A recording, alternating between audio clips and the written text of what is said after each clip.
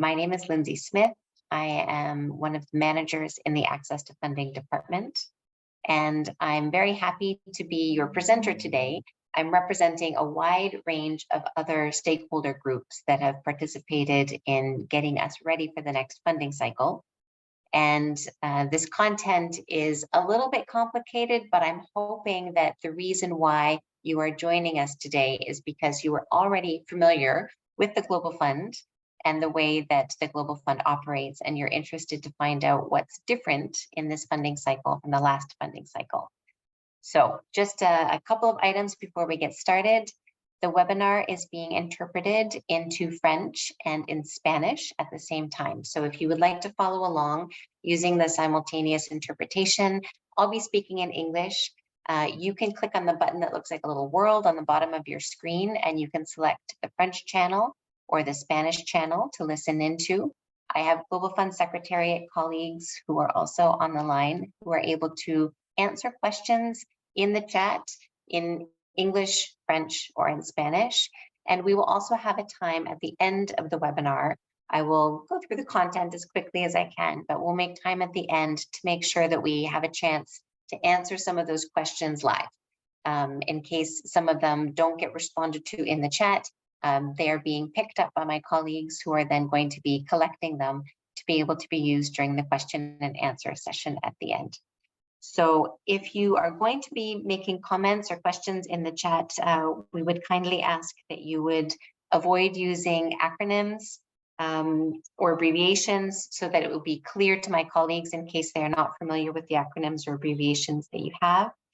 And I am going to be going through the slides on the screen in English, and these are consistent with what has been shared in advance, where the English deck is first, then the French deck, and then the Spanish deck. So if you would like to follow along with slides in French or Spanish, you can do that using the PDF that was sent by email to those who had registered for the webinar by yesterday, I think.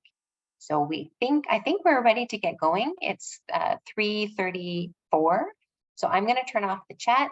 I'll let my colleagues manage that, and then we will kick off with the what's new and different about this funding cycle. So as I mentioned, I will be using the English version, but you are welcome to follow along in the French or the Spanish slides if you would like. We'll be using the same order of the slides. So the starting point that I want to take us from is the new Global Fund strategy, which is established for 2023 to 2028.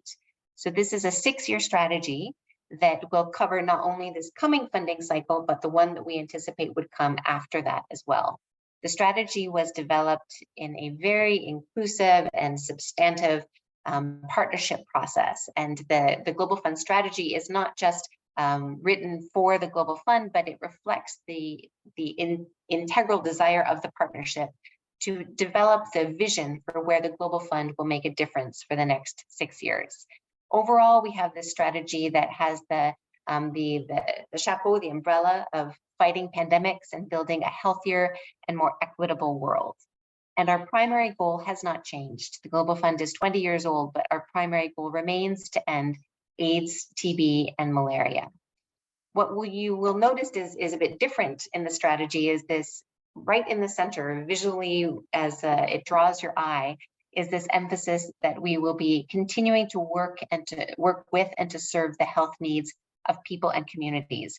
So this idea of communities at the center of the Global Fund strategy is one that even visually we're really emphasizing for this next 6-year time period. There are 3 mutually reinforcing contributory objectives. And starting with the left, we have this idea of people-centered, integrated systems for health. And the idea of it being people-centered is an addition to what has been in the last strategy already articulated as resilient and sustainable systems for health. So RSSH, Resilient and Sustainable Systems for Health, has been a focus for the Global Fund for the last strategy as well. And yet, even in this one, it's coming back with a different type of twist with that idea that it really needs to be people-centered. In the middle, we're seeing this idea of maximizing the engagement and leadership of the most affected communities. And again, this is about having communities at the center and looking for opportunities where communities can lead the thinking. And maximizing health equity, gender equality, and human rights isn't new. This has also been part of the Global Fund strategy in the past, but is articulated as one of those 3 pillars contributing to that overall objective of ending AIDS, TB, and malaria. The idea of sustainability comes in not only in the mobilizing increased resources, but also in the idea of delivering the impact with resilience and sustainability. So you're seeing that sustainability element come through on both pieces there. And finally, at the bottom, we have this idea of contributing to pandemic preparedness and response. And this is a new element of the Global Fund strategy that is an evolving objective. We're learning as we go. Obviously, in the last funding cycle, which has current grants in it, we have had to make some substantive adjustments to be able to cope with the impact of the COVID-19 epidemic in the different contexts. And the response to that has been funded through a separate funding mechanism, the C19 RM, COVID-19 response mechanism, and yet still within our overall funding for the allocations for HIV, TB, and malaria, we've had to make adjustments in our programming. And so that idea of being even more prepared for any future pandemic is something that we're very deliberately conscious of. And that's why there are elements of pandemic preparedness that have been called out in our modular framework underneath our RSSH modules, the Resilient and Sustainable Systems for Health modules. So this strategy has definitely very ambitious, taken a big step forward for the Global Fund, and it has been the starting point for how we have been thinking about updating our application forms. You'll see some new annexes that we'll talk about as part of the funding request package, and overall our expectations of how we want to operate and work together in the next funding cycle and beyond. Overall, we still want to be supporting the country-owned programs to achieve their national goals and also the global goals. And so that vision of national and global is part of what has made this strategy so impressively ambitious itself, and one that we'll need to work together to be able to deliver on. Okay, so starting point is the strategy. Now, what's different for the funding cycle? What can you expect? The good news is actually that we have not changed the core process steps. So what you know and appreciate about the Global Fund is that it is a reliable mechanism in order to be able to achieve the allocation communication and then carry that through the funding request and into grants, which then will be able to continue throughout the funding cycle. So let me just step back and say, okay, you've got a circle on your screen. What this circle represents is this continuing idea of being able to access the funding, turning it into grants, and having that implementation continue. And so the funding, the access to funding process, that period of time, or those turquoise pies on the right-hand side, that is layered over top of the implementation. So our grants continue in most countries that are eligible for Global Fund financing. We have ongoing grants, and that ongoing grant implementation, which is happening now, is really essential because that's what's driving the impact and the success of making the money work. And yet we know we need to get ready for the next cycle. So in the December period, probably around middle of December, the countries that are eligible for Global Fund financing will receive their allocation letter. And in that allocation letter, they will get the communication on how much funding is available after going through the funding request process. So then a funding request is created, it's submitted to the Global Fund, it's screened, it's then reviewed by an independent body called the Technical Review Panel. After the Technical Review Panel makes a recommendation for grant making, the negotiation happens between the Global Fund and the principal recipient, and then grants are finalized. And those final grant documents are then resubmitted to the Global Fund for review by the Grant Approvals Committee, which then makes a recommendation to the board when the grant is ready for approval. The board reviews and approves, and then the grants can be signed. And then the implementation continues. So indeed, the actual key process steps haven't been adapted substantively. And so what you know already is something that you can build on for the next funding cycle.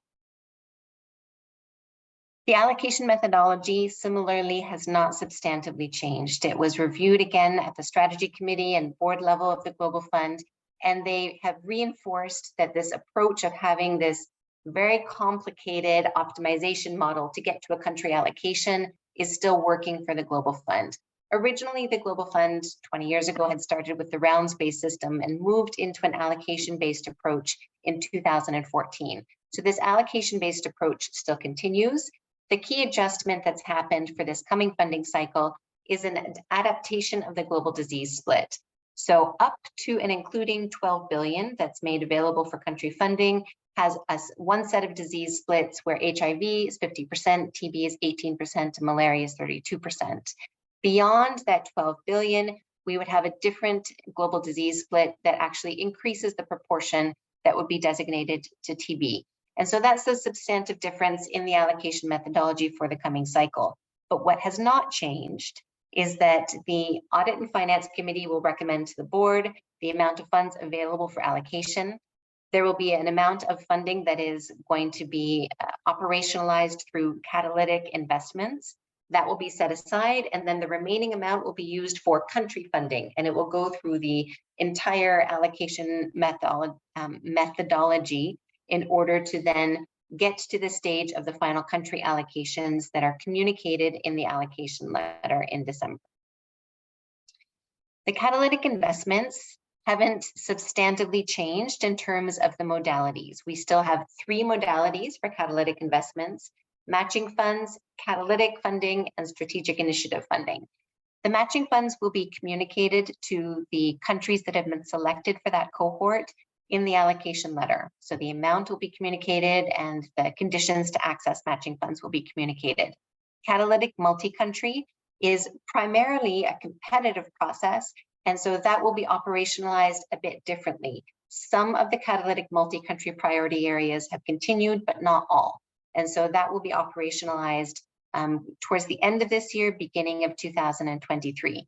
Strategic initiatives are centrally managed approaches that cannot be addressed through the country grants. And so we are looking right now at the geographic representation for each of the different strategic initiative priority areas. And we hope to be able to communicate that in the allocation letter as well, if there is a country that has been identified for a strategic initiative cohort.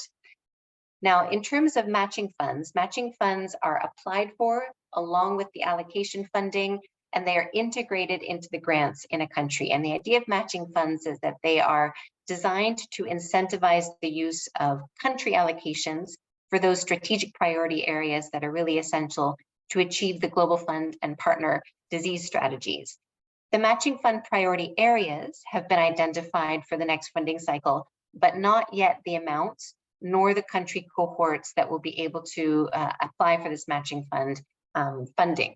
So this information is still to come, but as I had said, that will be included in the allocation letter. Here are the 9 different priority areas where we expect that there will be matching funds made available. Okay, so then let's talk about leading up to the development of the funding request. I will highlight what stays the same and the areas that are a little bit or substantively different. So what does not change is that the Global Fund still has 2 eligibility requirements for our country coordinating mechanisms that are assessed at the time when the funding request is submitted. Eligibility requirement 1 is around the transparent and inclusive funding request development process. And eligibility requirement 2 is around a transparent and documented selection process for the principal recipients. Those are both the responsibility of the country coordinating mechanism, the CCM. So the CCM has members in each country that are made up of 3 different sectors: government sector, multilateral and bilateral partners, and then the non-public sector. And so that would include the key populations and those living with the diseases, civil society, private sector, technical partners, etc. So this group is made up, this membership of the CCM includes these groups from these 3 different sectors. But the expectation at the country dialogue stage for the funding request is that the dialogue around developing this inclusive funding request development process would need to go far beyond the CCM membership. And in fact, go into all of those stakeholders that would be able to meaningfully contribute to those prioritization decisions around where the Global Fund funding would be best used, considering the national context.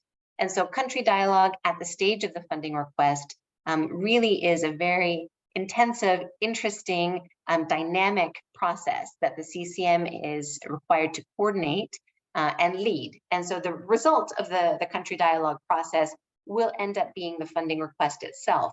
But that discussion in and of itself has a lot of value because it's the insight behind where the discussion takes the stakeholders that will then result in what will make the biggest difference in the funding request and finally in the grants. One output of country dialogue that needs to be discussed and resolved before the funding request can be fully developed and submitted is the program split. So you remember that I had identified when we walked through the allocation methodology that there is a communicated split that is shared in the allocation letter, and the Global Fund designates funding for HIV, TB, malaria, depending on whether or not a country is eligible for each of those components. So that has not changed, and the CCM has the opportunity to review that communicated allocation amount and then consider using analysis of data so that the discussion is evidence-based, consider where the funding that is available, the total allocation funding is available, would make the biggest difference. And so there is an opportunity for the CCM to confirm the communicated program split, or also to adjust the amounts within the different eligible disease components or RSSH. And in order to do that, they would complete a program split confirmation form where they would either confirm the program split or propose a change to the program split and then explain in the justification the basis for why the program split change request has been submitted. What is new for this cycle is that we will also be requesting that CCMs in this form, the program split change form, that they document the intended investment in RSSH from within each of the allocation components. So the reason for this is the following. We've identified in our strategy, one of those pillars are underneath the ending AIDS, TB, and malaria. We've identified the importance of the integrated people-centered systems for health. So the health systems, the health and community systems that need to be supporting the impact of the three diseases are an essential investment. And yet you saw in our allocation methodology that in our global disease split, we do not have a split that is designated for health systems. This needs to be a choice from within the funding that's available, the total funding that's available, how much of that will go towards health systems. And so we're asking the CCM to very deliberately have that discussion, making sure that the right experts are in the room to be able to understand what are the current priorities and gaps in the health and community systems that would need to be addressed, that would need to be invested in order to achieve the impact in the three diseases that we would want to see happen.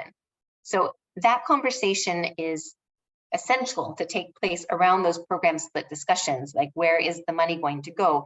And so even if the CCM confirms that they are happy to use the communicated allocation split for the three diseases, we are still asking them to indicate, and from within that amount for HIV, amount for TB, amount for malaria, from within that amount, how much of that amount will be spent on health and community systems. So that is a change from the last cycle, and you'll hear more about that in the upcoming training that we will be doing on country dialogue. So we'll go into that in more depth. Now, after the decision around program split has happened, then the actual funding request needs to be developed. And the funding request is fundamentally the opportunity for the country coordinating mechanism to lay out a story. And the story is, dear Global Fund, based on my country context, here is how your funding that you've made available to my country would be best used. Here is how we propose to use this investment for the highest impact. Now, we're not expecting that this story would come out of thin air. We're expecting this story is based on a national plan. So a country, any of the countries that we are working with regularly would have national documents, national strategic plans, national health plans, other national documents that would actually lay out the vision and the goal of where the country plans to get to in the next 3 to 5 years or even longer. So within that country perspective, we're expecting that a funding request for the Global Fund financing would be a small part of that. Obviously, the Global Fund financing is not going to be able to address all the gaps, that currently exist based on the national goals and what additional funding is available nationally or potentially through other donors. So along with the proposal for here's how the allocation-based funding request would best identify the modules and interventions for investment, would go the prioritized above allocation request. So these two documents are submitted alongside each other and are the core element of the funding request itself. We call this funding request story the narrative. So that's what's used in the different applications to then describe the proposal from the applicant, from the CCM, on how the Global Fund financing would be best used. The Global Fund continues to segment the portfolios, there's more than 100 of them, into different categories, 3 different categories. High impact, which has the highest disease burden and often the highest investment. Core, which has sort of medium disease burden, medium investment. And focused, which has the lowest disease burden and the lowest investment.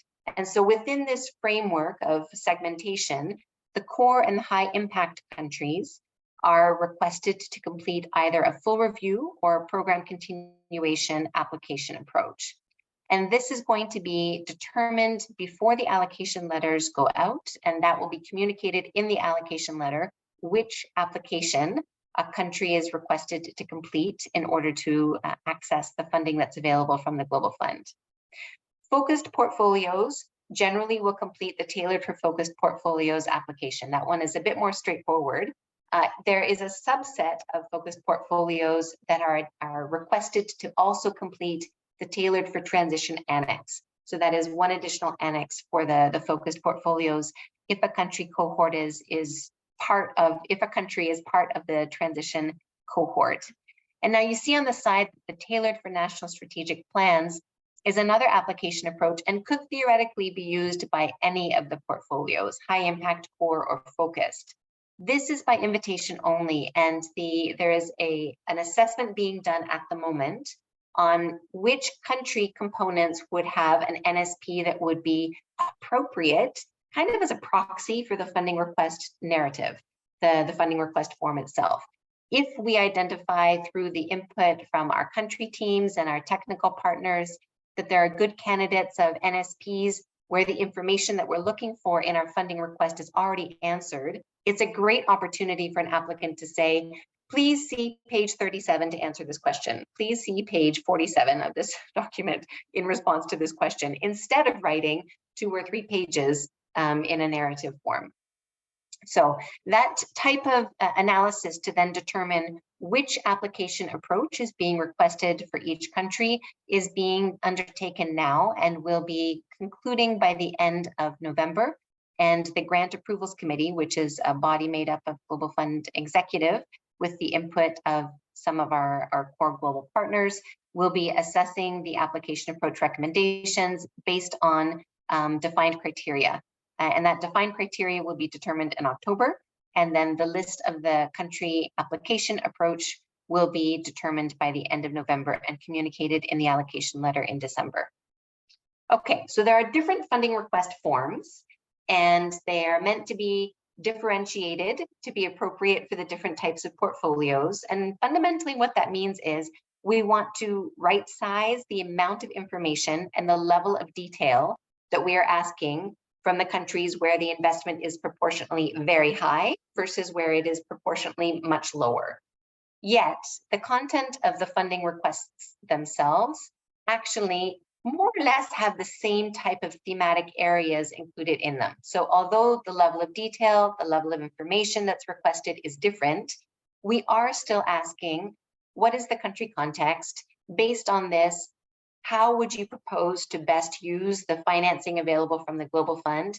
Tell us how it's going to be maximizing impact, especially around these strategy areas that are new in the Global Fund strategy.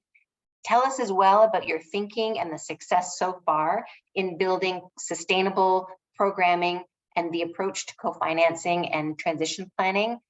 Tell us about the implementation arrangements, the thoughts behind that, how you're addressing risk at the funding request stage.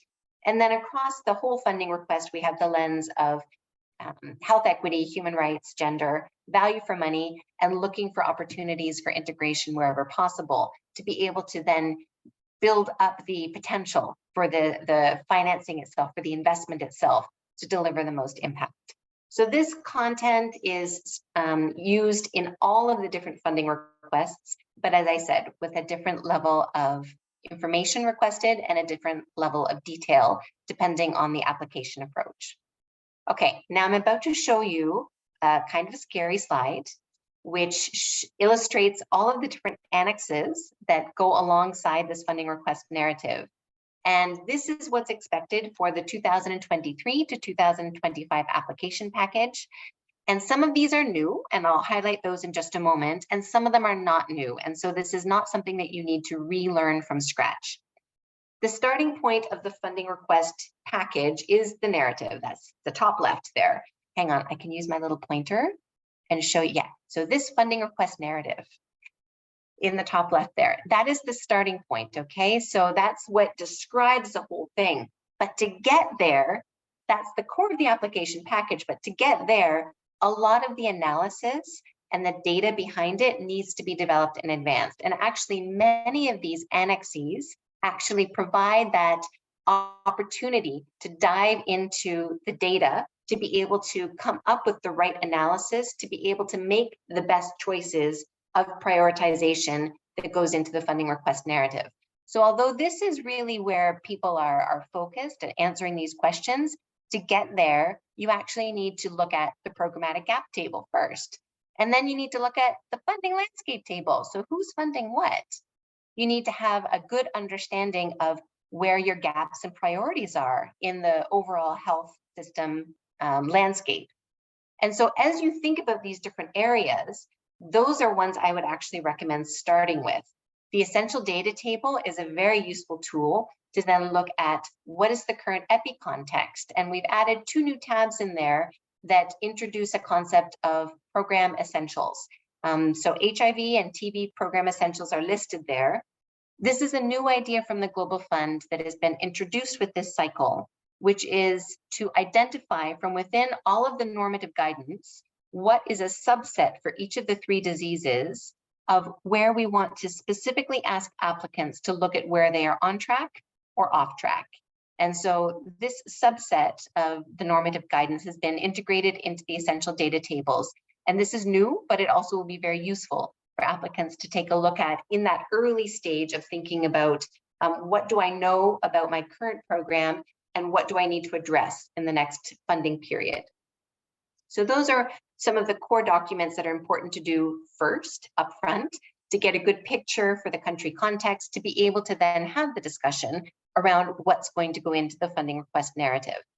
Now, the performance framework and the detailed budget, I'm sure you're familiar with already.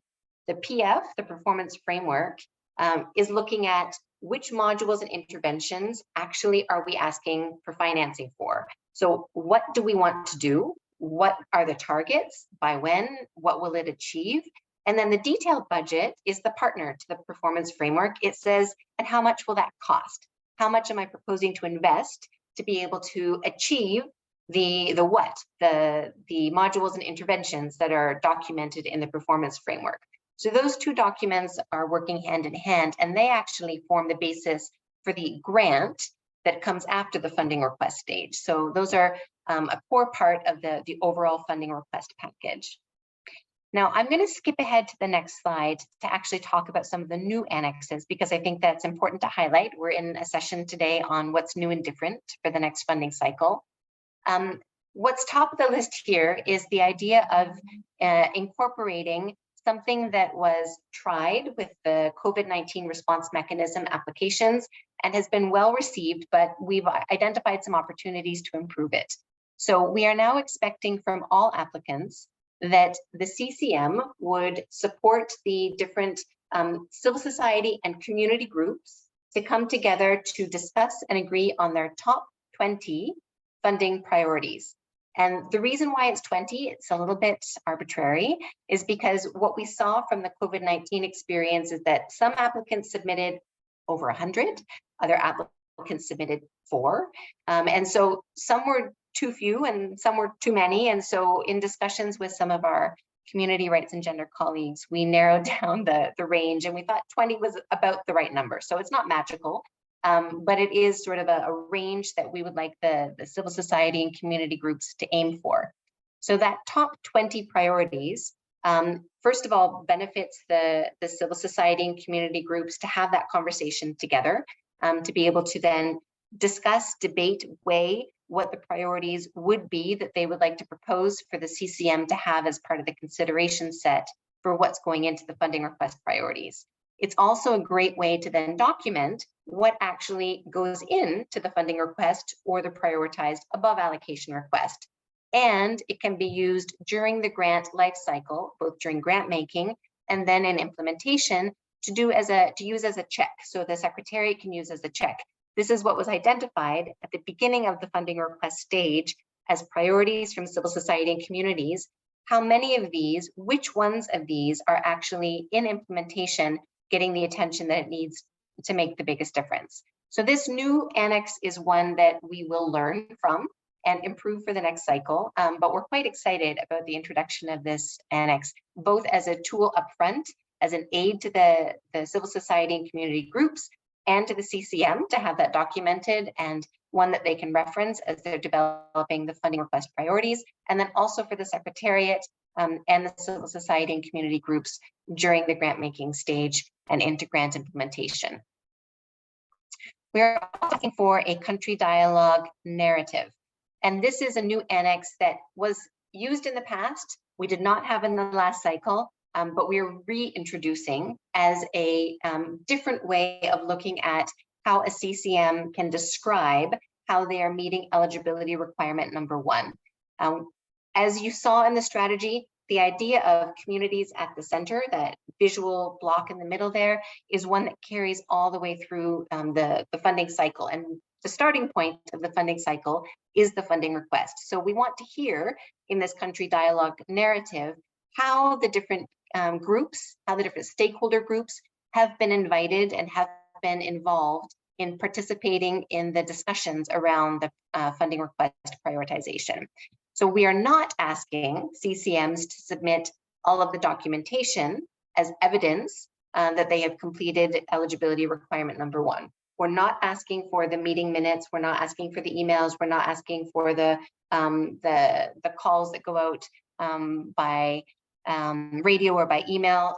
The CCM is required to keep those, and we may ask for some of the CCMs to submit that evidence. But what we are asking from all CCMs is that they describe in a narrative form what has happened. And then we would only ask the additional evidence from some. The RSSH Gaps and Priorities Annex is new and a great tool to be used before the program split discussion, and then after the program split discussion to actually finally determine the individual modules and interventions that the CCM would propose for financing. So you saw that the RSSH is an important part of the strategy, one of the pillars there. We want to make sure that this is a very intentional, deliberate conversation at the CCM stage, including RSSH experts with all the different areas underneath that umbrella, to make sure that we are thinking through upfront, holistically, how would we ensure the best impact on our disease programs by making sure the foundation is strong and stable. And so by looking at the health system, gaps and priorities upfront, we certainly hope that that will be able to strengthen the overall impact of the 3 diseases. Now, I already mentioned that in the essential data tables, there are 2 new tabs where the TB and HIV program essentials are included. So the essential data tables are not new, but those 2 new tabs are. And now on the right-hand side of this slide, you see that there are several annexes that are requested if available.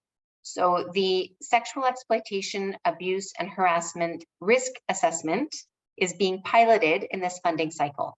There will be 10 countries that will be asked to complete this as a mandatory document, and the other applicants are able to use this as a tool if they would like, but are not required to do so at this time. We will learn from the experience with the 10 pilot countries, and then this will be integrated into the Global Fund approach going forward.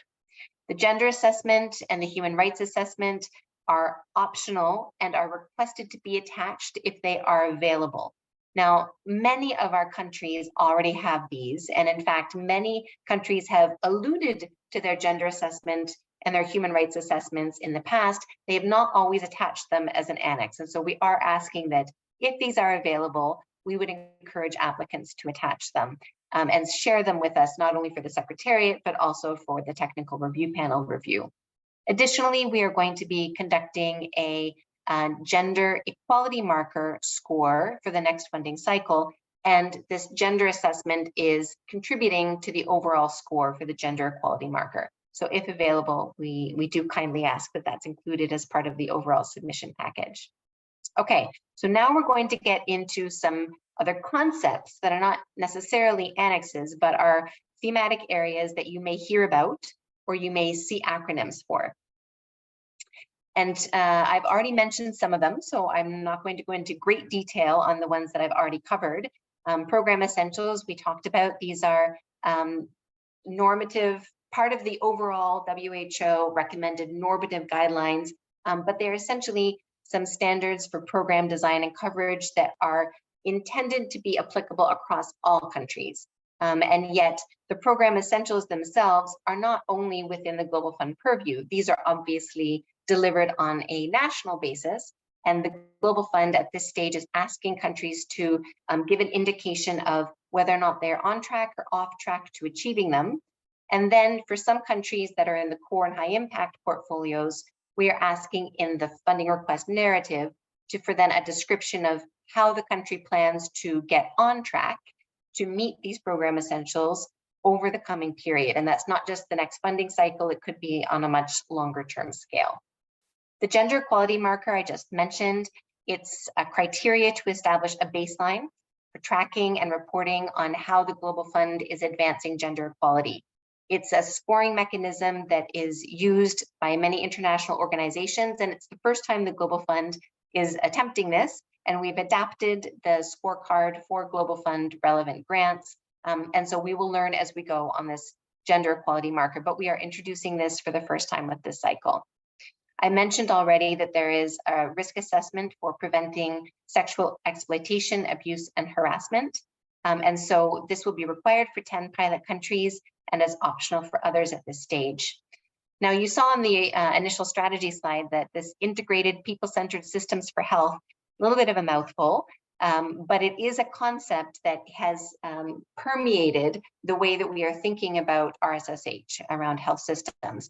And it's the idea of strengthening health services by taking a user perspective and then supporting joined up, the idea of integrated service deliveries, particularly at local levels. So we are certainly going to be more deliberate about looking for that in the funding requests to come.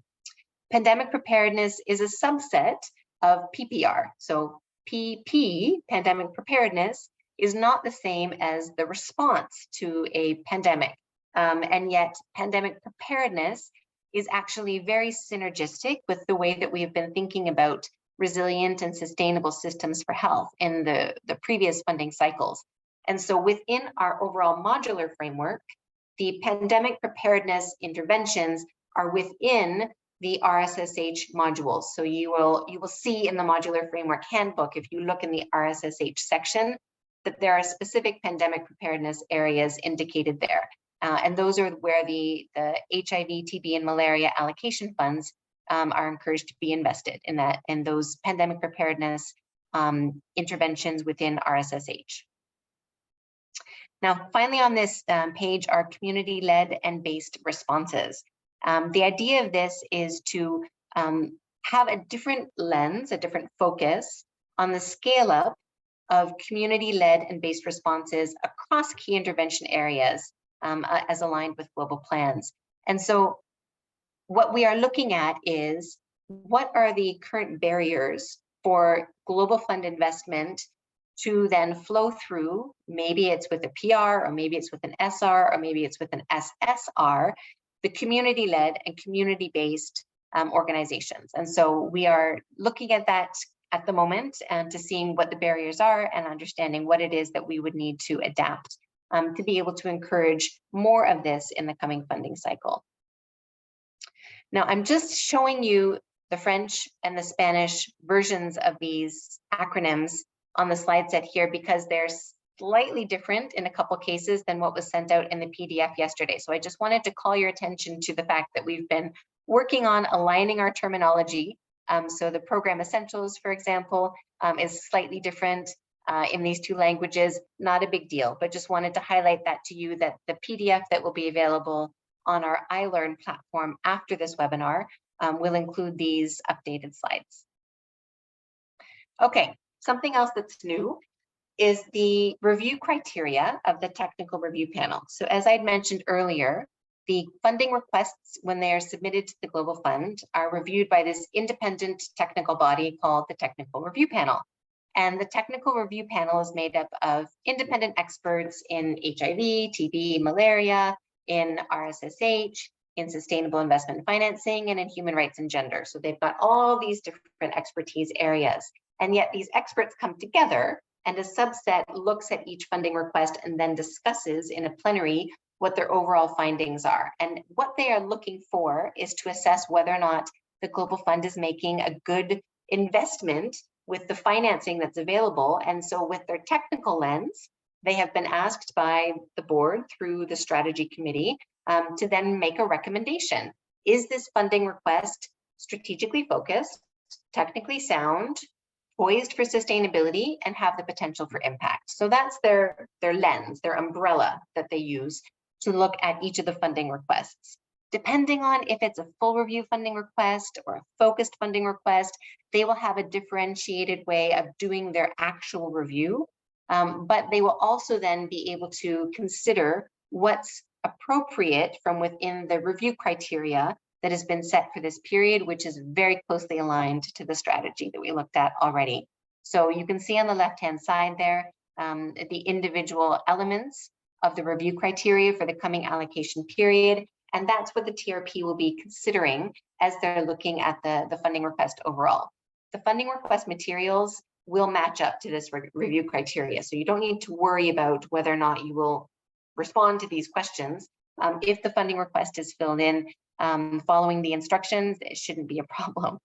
Now, the funding requests are assessed in windows. And what that means is we have a particular submission date when a funding request package needs to be complete and submitted to the Global Fund. Those window submission dates have already been set for 2023. The first submission is on the 20th of March. And we really want to emphasize that this should be the target for those applicants who have grants that are ending in December 2023. And about 70% of our grants are ending in December 2023. So this is relevant for the majority of CCMs to think about the time frame of when they would plan their country dialogue, when they would plan their submission of the funding request, when they would plan their grant making, when they would have their grant documents submitted and then be able to get them signed. The planning involved in this is quite elaborate. And so we already wanted to highlight the dates for the funding request package submission for the following year. Now, I mentioned grant making just now, and there's a few ideas that I want to seed with you as best practices that we want to try to encourage more of for the next cycle. Now, the whole idea of grant making is that we have the development of this funding request. We then get a recommendation from the technical review panel if it's ready for grant making or if it needs to be iterated. When the TRP says, yes, it's ready for grant making, but there's still some issues to address, etc. This all needs to be worked through. And then the outcome afterwards are finally grants. And a funding request may result in one or two or several grants. But the grants themselves are negotiated between the Global Fund country team and the principal recipients. The CCM has oversight at this stage, but the actual negotiation is between the PR and the country team. And what we want to actually have the CCM think more about is bringing forward some of this detailed thinking into the funding request stage. So in fact, the selection of the principal recipient, which is a CCM's responsibility and is also screened at the stage of the funding request, we would like to recommend to CCMs that they should consider thinking about that PR selection process even earlier in the funding request development stage. So we could then see the opportunity of having PRs that are continuing PRs then participate in the dialogue process around prioritization and the detailed ideas going into the performance framework and the budget, to be able to then have a grant level of detail in the performance framework, in the budget, in the health product management template, already at the funding request stage. The benefit of that is that then the period of grant making would be able to go much faster. And also it would strengthen the ability of civil society and communities to then engage in that level of grant making discussion earlier in the funding request stage, when they're more naturally actively involved in the country dialogue. Now, we are going to also make it easier for participants to be able to keep track of what's happening during the grant making stage, even if they're not part of the CCM, by publishing the funding request following the TRP recommendation. And so that's going to go onto the Global Fund website in a sort of separate little area called the Country Information Tool that we are in the process of developing. And by doing so, we really hope to be able to encourage and support the engagement of civil society and community groups with the CCM, to be able to then keep an eye on what's happening even during the grant making stage, to be able to increase the opportunities for country dialogue to continue through grant making and then even through implementation. So more to come on this, but I just wanted to give you a bit of a preview of that and a bit of a heads up.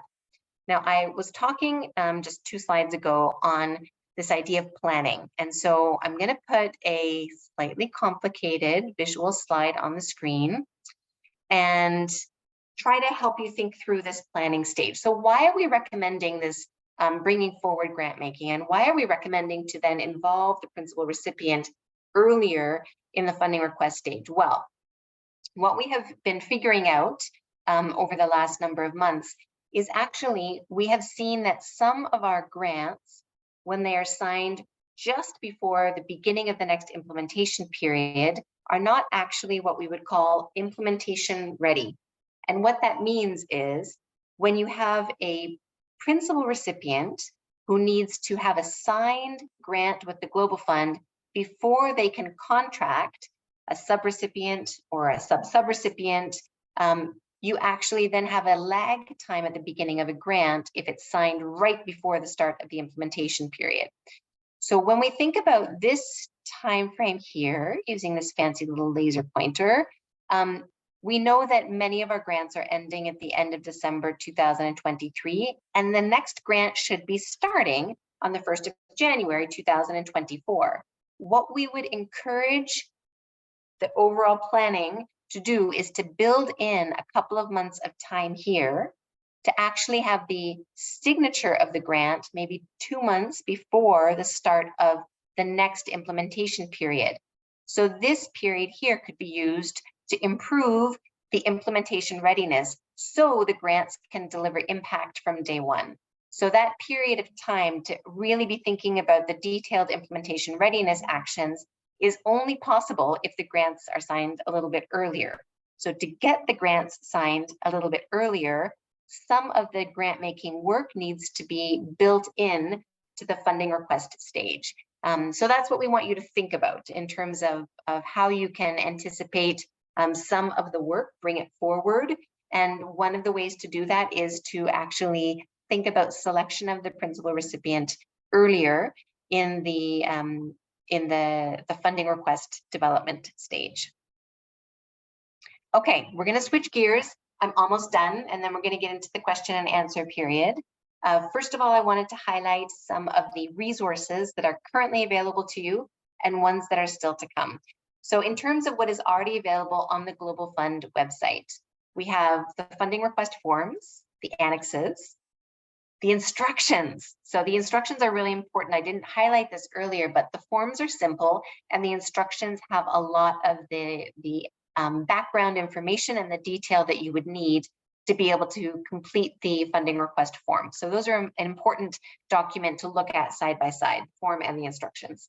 The modular framework, also very important. It highlights what the Global Fund is willing to invest in, the modules and the interventions. And so that's described in the 4 different components of HIV, TB, malaria, and RSSH. And then pandemic preparedness is built into RSSH, as I'd mentioned earlier. Those documents are already available on the website in 3 languages, English, French, and Spanish. So I would encourage you to check those out. The other documents that are already available, eligibility requirements, the frequently asked questions, which we will be updating on a monthly basis, the core information notes on HIV, TB, malaria, and RSSH. Those have been updated and are very relevant to understand the investment guidance for the next funding cycle. We have a few new technical briefs and guidance notes, and more are still to come there. The applicants may be interested in the TRP observation report, and so that's been published online. It's available in case you're interested to understand from the technical review panel's perspective what areas need to still be strengthened in the next funding cycle. So what is to come over the October to December period? Well, the applicant handbook, which has always been a favorite resource and has been one of the most widely downloaded resources from the Global Fund website, it's in progress. The draft is there. We are on track to be able to get that onto the Global Fund website in October. So the applicant handbook you can keep an eye out for. We are also working with the technical review panel to develop a model funding request. So they are building that now and developing that now. And the intention is using a made-up country example to give a sample opportunity for applicants to see how a funding request question could be answered in a complete but concise way. So we are hoping that that will be a good resource for you. We've not done this before, so this is something that will be new for us and new for you, and we hope it will be useful. The other technical briefs and guidance notes are still to come, as I'd mentioned, and in early 2023, we will start our tracking and reporting on the Global Fund website and introduce this country information tool that I've mentioned, where we will be publishing the recommended funding requests. Now, this is the first, this along with yesterday's webinar is the first of a series of different information sessions that are going to be hosted by different experts from within the Global Fund to be able to give our external partners an insight into how best to prepare and what to expect for the next funding cycle. So the next session that will be offered will be one on country dialogue, and we will go into more depth on program split in that training itself. So the country dialogue expectations, how they're evolving, spreading around the grant life cycle, the role of communities and civil society, what to think about when you're discussing program split and prioritization. Those elements are going to be part of the upcoming webinar on the 5th of October. We'll then get into a series of webinars on the actual funding requests, the forms, and more details on the annex. Take a look at them, give some tips on what to think about in terms of how to complete them. So we'll do those in 3 separate sessions. Then we have a session on introducing program essentials and information notes, giving you some updates there. Sustainability is another session, allocation outcome. Hopefully that will be available on at the beginning of December, and then some further information on matching funds.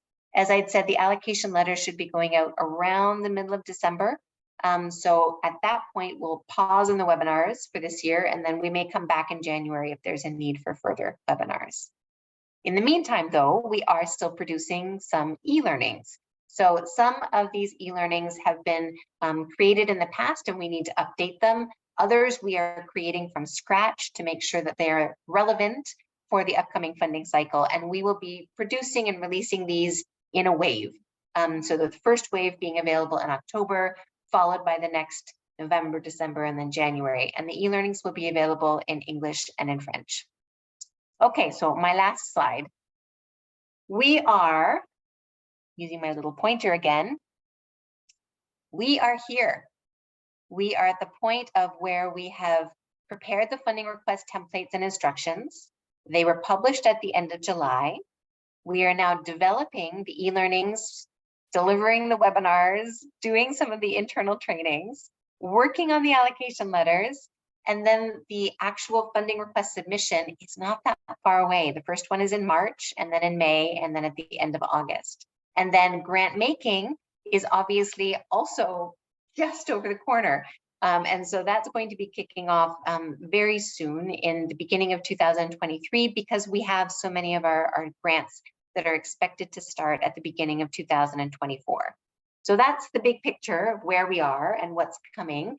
I hopefully have answered some of your questions in the presentation itself, and I'm sure some of my colleagues have been answering some questions in the chat, but we will now actually take the opportunity for me to stop talking and listen to some of the questions, and then I'll respond as best I can to some of the questions.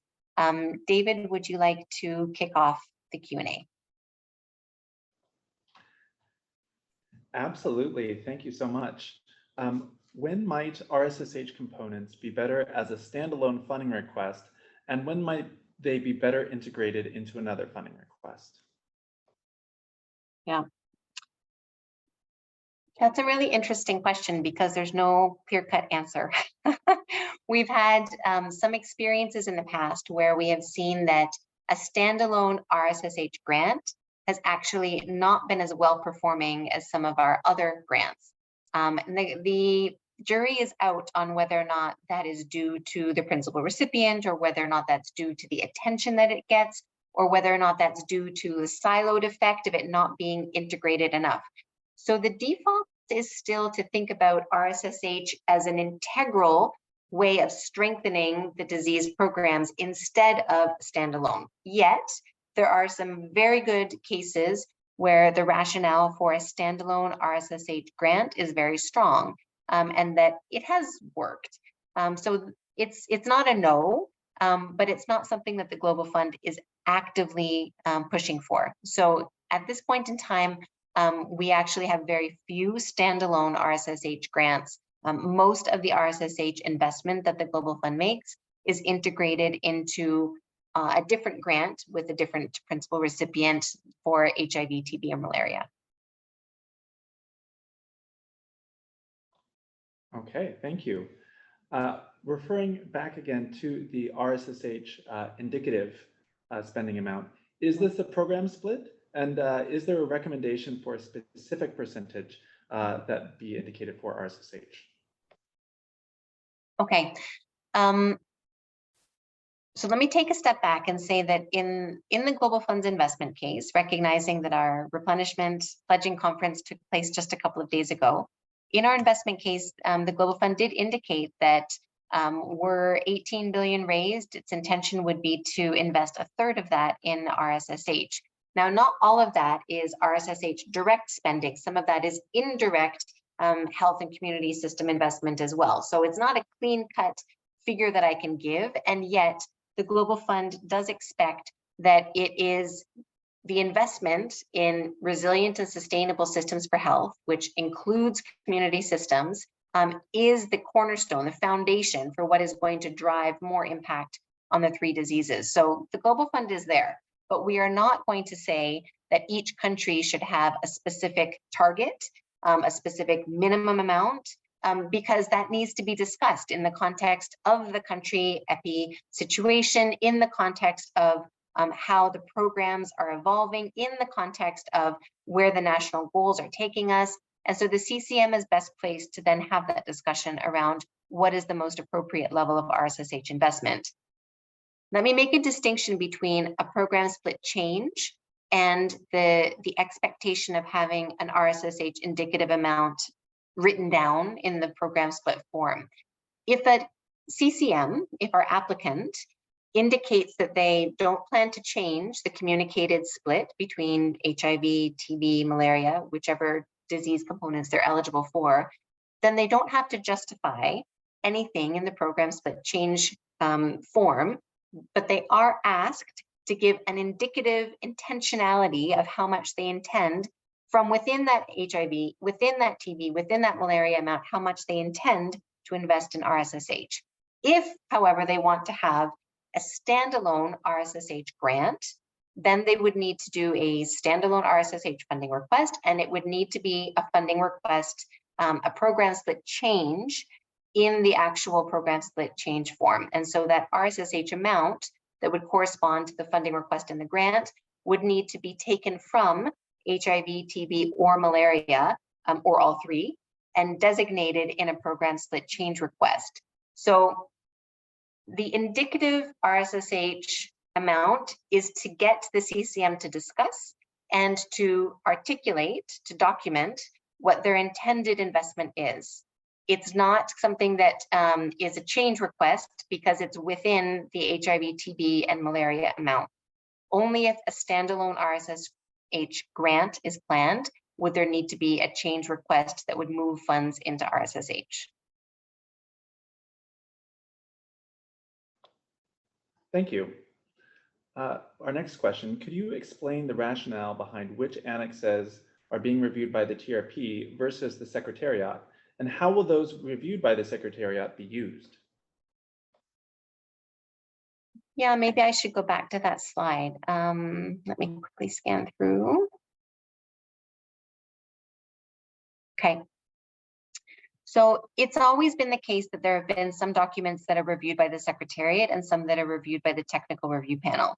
The Technical Review Panel has the responsibility given to them by the Strategy Committee to fulfill the assessment of whether or not the proposed investment is designed for highest impact. That is the Technical Review Panel's job. The Technical Review Panel does not assess eligibility requirements for CCMs. That is the purview of the Secretariat and the responsibility, in this case, of access to funding. And so the access to funding team will be reviewing the country dialogue narrative, the CCM endorsement of the funding request, and the CCM statement of compliance to actually verify that the correct policy and procedures have been followed in order to be able to assess the eligibility requirements for the CCM. Numbers 1 and 2 are assessed at the stage of the funding request. 3 to 6 are assessed during the rest of the year. Co-financing documentation is also based on a board policy, but it's not the Technical Review Panel's responsibility to assess whether or not a country is compliant with the co-financing policy. The Health Financing Department takes the responsibility to assess whether or not the country is meeting the co-financing requirements in order to achieve the co-financing incentive. The sexual exploitation, abuse, and harassment risk assessment, that's a mouthful, is going to be looked at by the ethics department because they are the body that is actually going to be moving forward with rolling out this new expectation that the board has that we should be implementing, looking at this with a new lens for all of our programming. And so that the ethics department is going to be then supporting the 10 pilot countries for SEAH. And so the TRP will review those 10 pilot countries, but if any others are submitted as it's not a required document, this would be part of feeding into the pilot that the ethics department will be using. And finally, the funding priorities from civil society and communities should feed into the thinking of the CCM, and the CCM civil society representative is required to coordinate this and include it as part of the overall submission package, but it's not a different application. And so we want to make sure that the Technical Review Panel is looking at the CCM endorsed funding request. The CCM as a body is not required to endorse the funding priorities of civil society and communities. So it's not appropriate that the TRP looks at this as a parallel funding request. It is going to be used by the Secretariat in the Community Rights and Gender Department to be able to follow along through the grant life cycle to assess and then to draw attention to the Grant Approvals Committee, for example, if some of the funding priorities from civil society and communities that were included in the funding request are or are not included in the final grants. So this is something that the Secretariat will be able to continue on with, but it's not for the TRP's input. It would be something that should feed into the overall funding request that the TRP does actually review. Thank you. In that line, do the priorities of civil society included in the annex need to be aligned with the priorities outlined in the new Global Fund strategy? So the new Global Fund strategy actually has a lot of entry points for civil society and community groups to be able to align. I'm not sure that there would be a lot of areas where priorities that would come from the civil society and communities group would not be aligned with the Global Fund strategy priorities. What I would say, though, is that the funding priorities from civil society and communities do need to be consistent with the Global Fund's modular framework. So the modules and interventions that are described in the modular framework handbook, that gives the outline of what the Global Fund will invest in. So it's important that when these funding priorities are discussed and finally agreed in terms of the top 20 priorities, that they would fit underneath the framework of the modular framework itself. Thank you. Our next question is about the human rights and gender assessments. Do these have to follow a specific template? Can studies be submitted? Should they be specific to each component? And what support might be available in developing these assessments? Okay, so the nice thing about this answer for these assessments is that there is no specific format. Okay, so there's no Global Fund version of a human rights assessment. There's no Global Fund version of a gender assessment. These could be any type of assessment that has already been done or is done in preparation for thinking about where the prioritization of the funding should be for the next funding cycle. There are many of our technical partners that are able to provide technical assistance to complete these types of human rights or gender assessments. They do need to be relevant to the component that is being submitted for the funding request. For example, if you have a TB and an HIV funding request, a joint funding request that's being submitted, and the applicant only has done a human rights assessment for malaria, that's not a relevant human rights assessment to attach to the funding request submission. However, if they have a TB human rights assessment, then that is appropriate and helpful to attach along with the funding request submission. So short answer is, can be any format you'd like. Second part of the answer is, many of the technical partners do support these gender and human rights assessments. And so you are welcome to use any of the technical assistance that's available, and then please attach the ones that are relevant to the components that are included in the funding request itself. Great. Our next question is related to pandemic preparedness. Is there an expectation that certain pandemic preparedness interventions be included in grants and thus reflected in the performance framework? They can be. They don't have to be. So because underneath RSSH in the modular framework, we have the opportunity to invest in many different areas of pandemic preparedness, it is absolutely possible that a very robust pandemic preparedness investment plan could be integrated within a Global Fund grant, absolutely. But it's not mandatory. And so this is something, again, that the CCM needs to weigh in the overall picture of the funding that's going to be made available with the HIV, TB, and malaria allocations. Where is the money best spent? That is like the key question that needs to be wrestled with. And indeed, as we have seen, many countries were not prepared for the COVID experience. And so pandemic preparedness has become ever more important on our own radar screens within the Global Fund and in our country-facing discussions. So it's absolutely encouraged, and it is not mandatory. But yes, we would expect to see them integrated into Global Fund grants.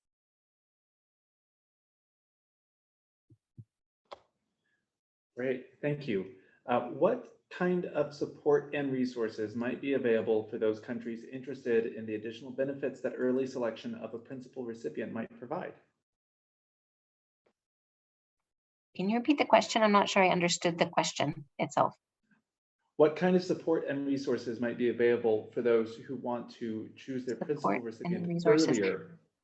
So a CCM always is responsible for selecting the principal recipient. That's not new. It is one of the CCM eligibility requirements. In fact, CCM eligibility requirement number 2, because it's assessed at the funding request stage, kind of requires that the CCM goes through the selection process for their PR before the funding request is submitted. So that's not actually very different from what's been done in the past. So we're not looking at additional support or additional resources. CCMs know how to select their principal recipients already. What we are encouraging is that selection of the principal recipient is deliberately undertaken early so that the principal recipient can be invited to be part of the discussions around the details in the performance framework, the budget, and the health product management template. That will make the actual funding request submission much more grant detailed, with more grant detailed content, which will allow grant making to go faster. So it's not that there would be additional support or additional resources available. It would be inviting a different type of expert into the discussions around the performance framework, the detailed budget, the health product management template earlier in the process. Okay. So within the pandemic preparedness modules, are there opportunities to integrate climate change related interventions in the funding request? Yes, there is the possibility of integrating climate change interventions in the funding request, and that is encouraged. That's also articulated in a couple of different places in the funding request instructions, if I remember correctly, that should be part of the consideration in terms of what the CCM should demonstrate that they have been thinking through, what type of adaptations would need to take place in the Global Fund grants in order to accommodate the thinking of being prepared for an environment that is the result of climate change and reducing the impact of climate change going forward. I can't exactly articulate for you in which module and which intervention that would be incorporated, but it is there. So from my recollection, I think it's in a couple of different places in the funding request narrative, and is integrated into the modular framework.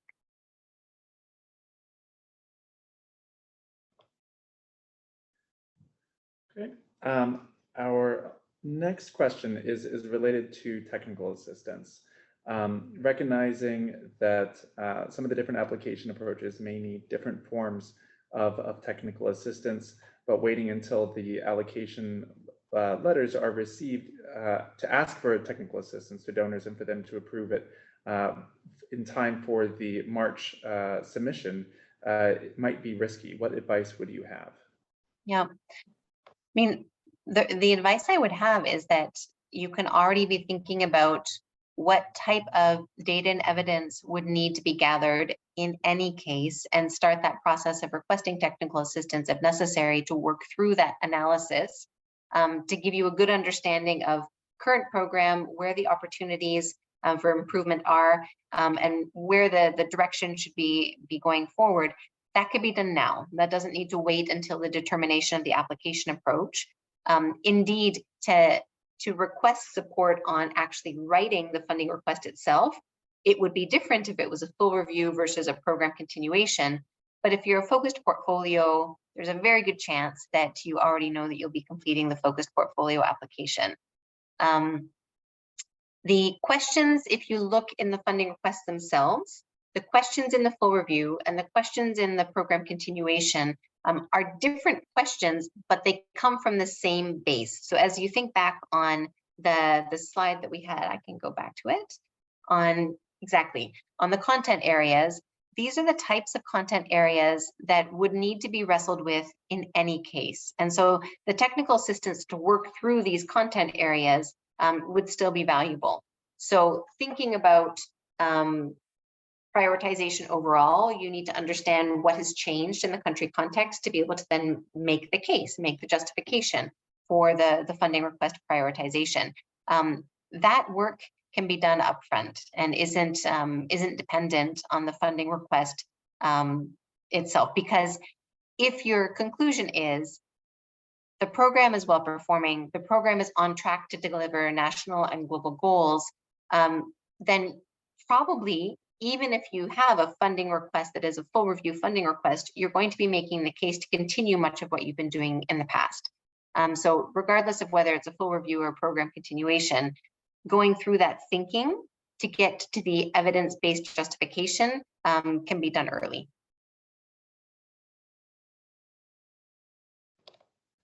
Great, thank you. And so I'm going to make a last call for any questions in the chat. We have gone through all the questions that we've been asked up until this point. We have a new one coming in, but I'll ask that in a moment. And just to remind all those who are listening that this session is being recorded and that the recordings of the English, the Spanish, and the French will be uploaded early next week onto iLearn. We'll share a link again in the chat. And that questions, some of the questions from both this session and yesterday's session will be incorporated into upcoming versions of the frequently asked questions, the first version of which is already available on the applying for funding section of the Global Fund website. So with that, I will take a second to look at questions that are just coming in. So with interventions that have been funded as a part of the COVID-19 response mechanism, should these now be folded into RSSH? Yeah, it's a really good question. And I think the resource to answer that question is going to be within the budgeting guidelines, which are being developed now but have not been released yet. Because some of the COVID-19 funding has specifically been for COVID-19 response. And that is not integrated into the Global Fund's modular framework for the next funding cycle. So the response to COVID is very uniquely the R, part of the PPR, and that is not where we have continued funding for. The COVID-19 response mechanism funding continues until the end of 2023. At this point, we don't have a continuation past that date. However, there are some areas within the COVID-19 response mechanism funding stream that relate to adaptations within the HTM programs, community support. Those areas can be integrated into Global Fund grants, absolutely, and would fall either under the modules for HTM or for RSSH. And areas like lab strengthening, areas like oxygen, areas like PPE, those are already part of what the Global Fund is able to finance through its modular framework. And so certainly could be integrated into Global Fund grants going forward. My personal guess is that we probably won't see a continuation of the COVID-19 response mechanism funding, and that will reach its natural endpoint. Yet the Global Fund's interest in addressing pandemic preparedness as part of its overall health and community systems response is going to be part of where the Global Fund will continue to have a focus. So that's where I do see that that would be very relevant and important to be integrated into Global Fund grants going forward.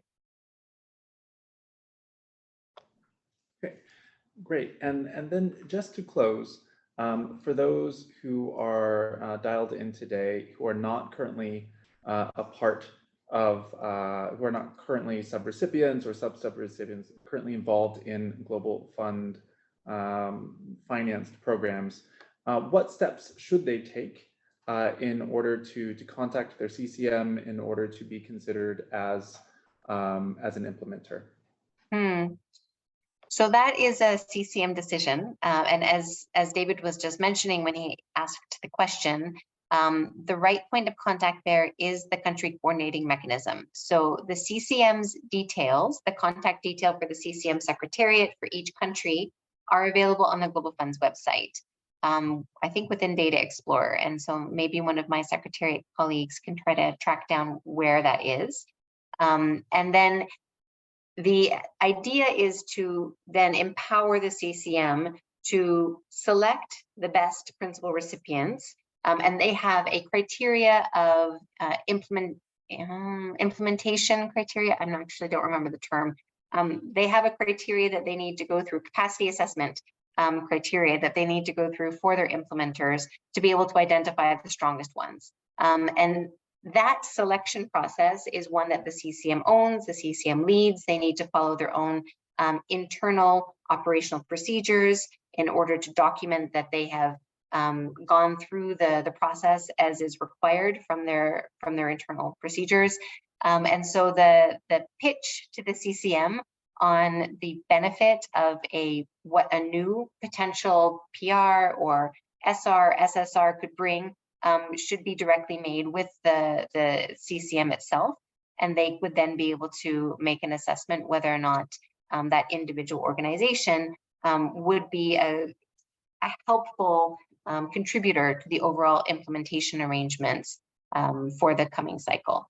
But again, that's not something that the Global Fund interferes with. That is really led by the country coordinating mechanism, following the agreed procedures around implementer selection.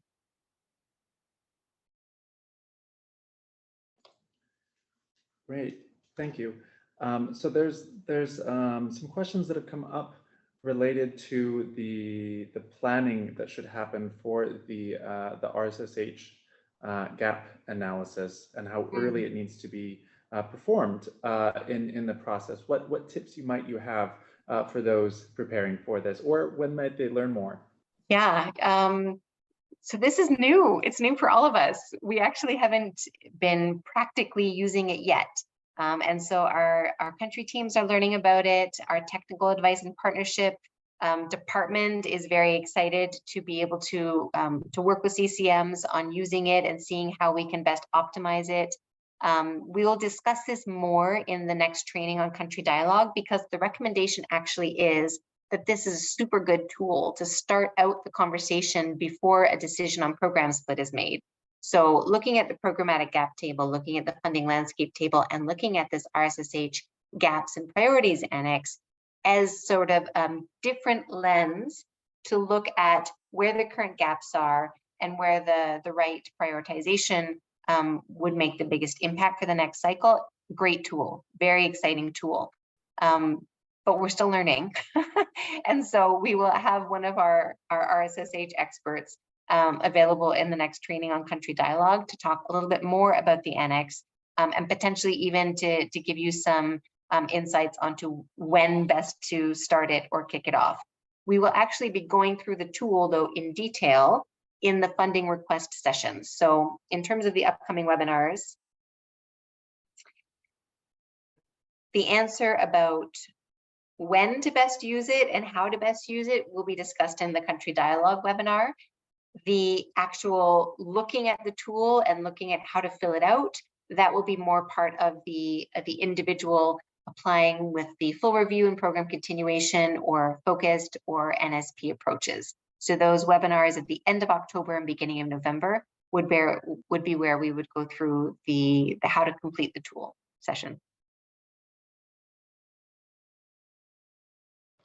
Okay. Can the CCM renominate the current PR without going through a transparent selection process? Okay, so transparent is non-negotiable, but yes, the opportunity for a CCM to re-nominate, to reselect an existing PR is a much lighter and easier process. There are some conditions. So for example, if a principal recipient is well performing and the grant has a certain rating, it is easy for a CCM to then make the case of why they are not going to open up a new request for proposals or a whole new process and accept new pitches. They're not required to do that if the PR is well performing, but they still need to follow, the CCM still needs to follow their own internal procedures to actually go through that, the motion, the vote, document the results included in the minutes. So the CCM still needs to follow a process, but it doesn't need to be an open process unless the PR is not well performing. We actually, in the data that we looked at in the last couple of months, we actually have about 80% of our PRs that are continued from the previous funding cycle. So we know that we have a high proportion of principal recipients that continue on from one cycle to the next. The justification is if they are well performing. And if a PR is not well performing, then a CCM is obliged to go through an open call for proposals and then to assess different candidates in terms of capacity assessments. It's a long and challenging process to go through. So if a CCM has identified a strong PR, they are likely to keep the strong PR for the next funding cycle. But obviously, that's a very contextual, specific discussion and circumstance.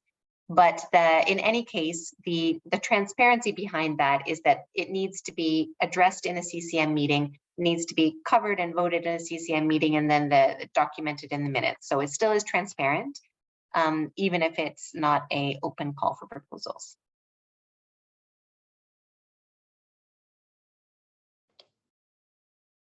Okay, I think we have one last question that we have time for before we have to say farewell.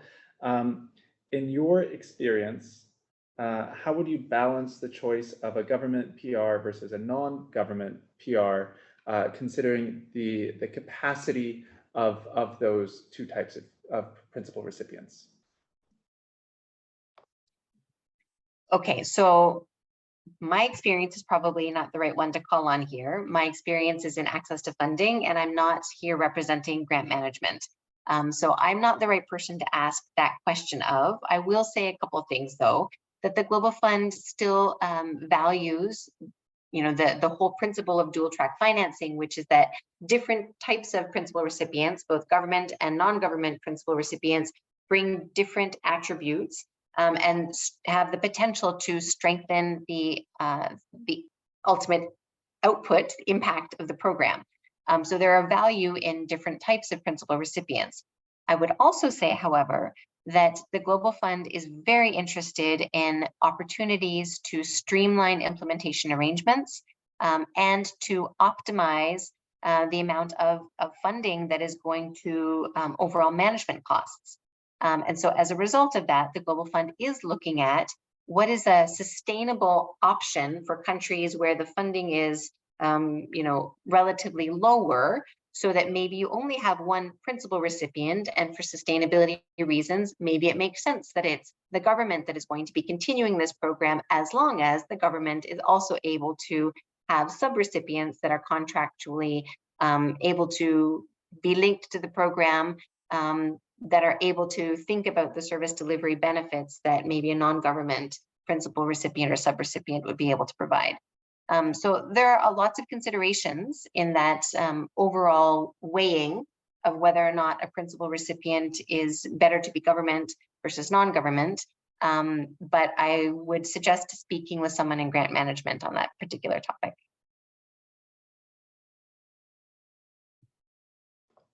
Okay, that's all. Let's say farewell. Thank you. Okay, thank you very much.